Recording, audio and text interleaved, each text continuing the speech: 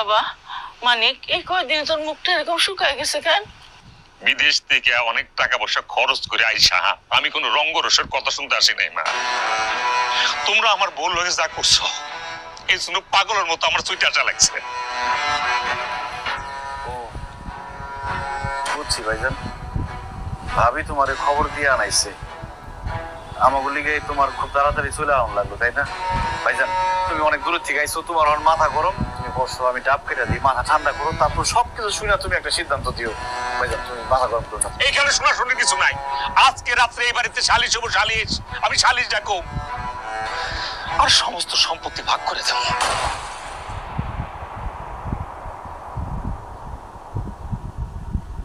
ভাইজান তুমি কি কইতাছো এইসব? তোমার দুটো পায়ে ধরি, তুমি বিচারটাকে আমাকে মান সম্মান এরকম নিলামে তুলো না।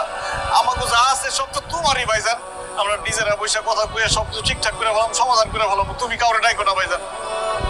না পারুম না, যা হইব সালিশ হইব। মানিক, মানিক,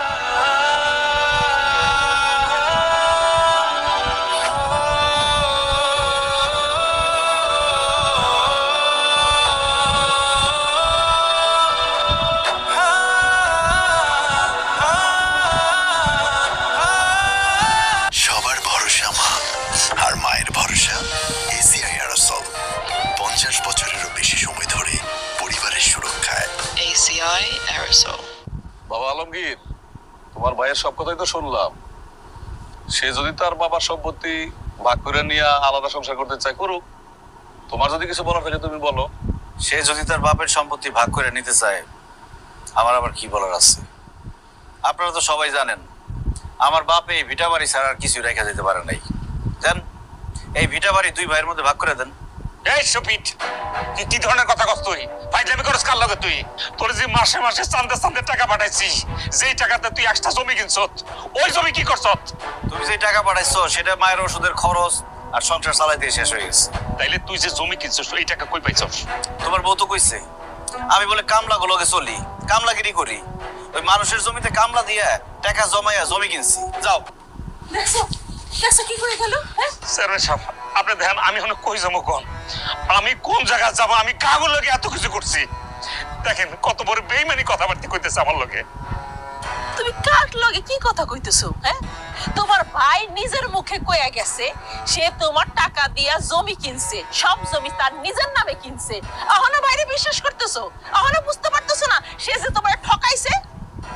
আম্মা, আপনি এখনো চুপ করে থাকবেন, কিছুই করবেন না?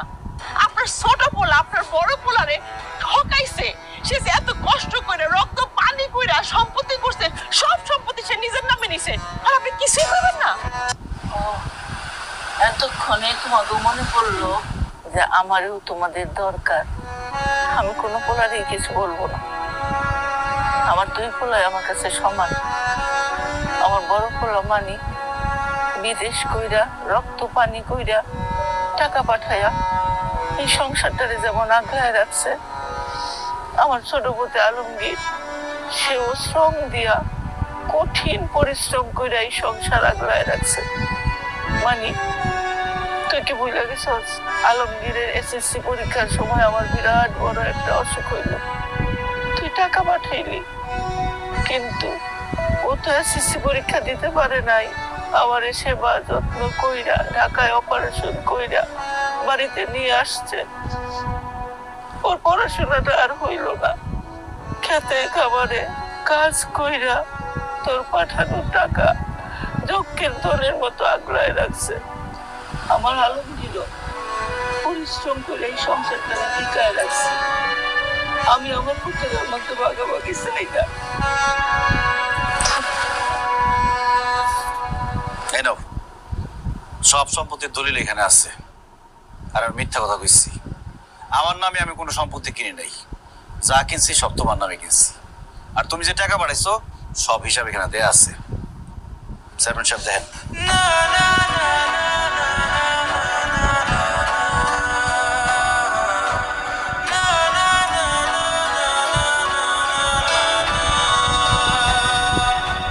মানিক, তুমি আসলে আলমগীরে ভুল বুঝছো। আলমগীর ওইরকম ছেলে না। আলমগীর মতো সৎ ভালো আমগো গ্রামে না, খালি আশেপাশে 10টা গ্রামও তুমি খুঁজে পাইবা না। এরম ভাই ভাইতে ভাগ্য লাগে। তুমি যে টাকা পাঠাইছো, হ্যাঁ যদি ইচ্ছা করতো বেমানি করে তোমার ঠকাইয়া নিজের নামে জমি রাখতে পারতো, কিন্তু সে তা করে নাই। তোমার নামে সমস্ত সম্পত্তি রাখছে। আমি সাক্ষী, আমি সব কিছু জানি। একটা কথা কই তোমারে, তোমার ভাই আলমগীর তো তোমারে ঠকায় নাই, তুমি আলমগীরে ঠকাইও না। মানিক, তোমার ভাই আলমগীর এই যে তোমার দলিল বুঝাই দিচ্ছে, এখানে সব লেখা আছে। আমার মনে হয় তোমাদের মধ্যে একটা ভুল বোঝাবুঝি হয়েছে। তো এটা যদি একটা ভুল বোঝাবুঝির ব্যাপার, এটা পারিবারিক ভাবে তোমরা সমাধান করে, এটাই আমি চাই। আমাদের মনে হয় এখানে কথা না বললেই ভালো। আমরা বরং আসি। চলো আমরা সবাই তাহলে যাই, চেয়ারম্যান সাহেব। ওকে, থাকো। থাকেন আপনারা, ভালো থাকেন।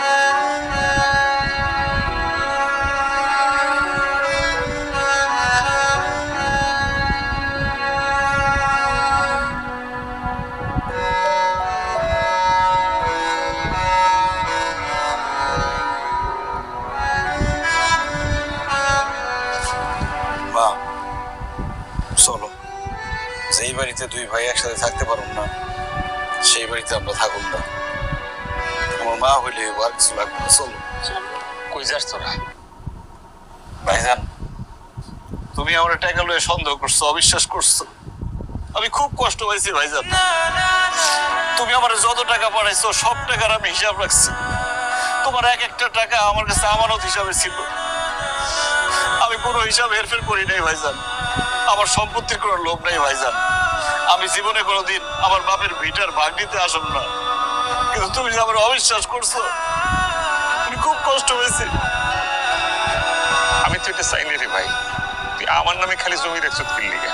আমি তো টাকা পাঠাই কইছি, তোরা আমার নামে রাখ। আমার ভুল হয়ে গেছে, আমি আসলে বুঝতে পারি- চুপ! মিথ্যাবাদী! তুমি কেন আমার লগে এরকম করলা? আমি কি অন্যায় করছিলাম তোমার লগে? তুমি মানুষের মধ্যে পড়ো না, তুমি একবারের জন্য আমার বোঝার চেষ্টা করো না। আমি খাইটা খাওয়া একজন মানুষ। আমি যে প্রবাস জীবন কাটাইতেছি, আমি শরীরের রক্ত পানি করার টাকা দিয়া আমি সুখ খুঁজে বেড়াই। আমি তো এরকম একটা মানুষ।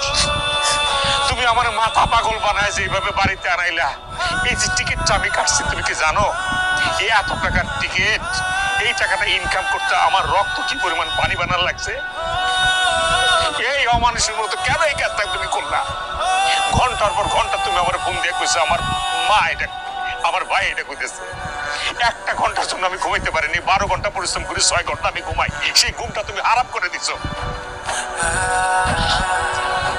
তুমি তুমি যদি একটা বার আমারে কইতা, রিমা বাড়ি করলে কোনো টেনশন করো না, আমার উপর ছেড়ে দাও, নিশ্চিন্তে কাজ করো, বাড়ি ঘরের দায়িত্ব আমি নিলাম, এই কথাটা একবার আমার কইতে পারলাম না?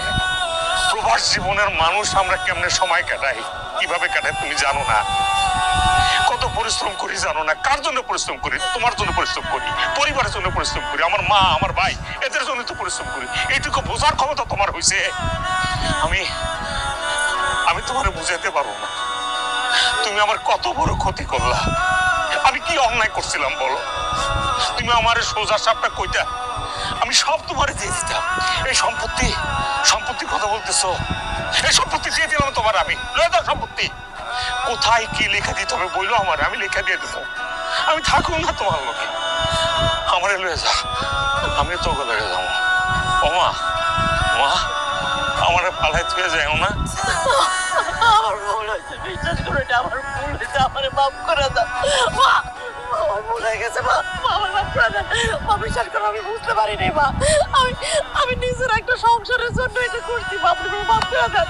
আলমগীর ভাই, তুমি আমার ছোট ভাই না, বড় ভাবে ভুল করতে, মাফ করে দাও, মাফ করে দাও আমারে। আমি বুঝি নাই, আমি আমার মাথা খারাপ হয়ে গেছে, মাথা খারাপ হয়ে গেছে, এটা করছি। আপনি আমার মাফ করে দেন মা। বৌমা, তুমি যে তোমার ভুল বুঝতে পারছো, তাতেই হইব। আমরা কোথাও যাবো না। আলমগীর মাহির, আমার দুই পুত্র নিয়ে আমরা এক লগেই থাকুক। এই খবরদার বৌমারে আর বোকাঝোকা করবি না। ওমা মাইরে মাইরে ভুল বুঝিস না, আমরা এক লগে থাকুম ভাই ভাই। ওমা মা এবার যাওয়ার আগে আমি বিয়ে দিয়ে যাবো। শালিকা তুমি রেডি আছো তো? আর কোনো দেরি নাই মা। ওমা মাফ করে দিও, আমার মাফ করে দিও মা, আমি বুঝে নেই মা। ভাই আমার ভুল বুঝিস না।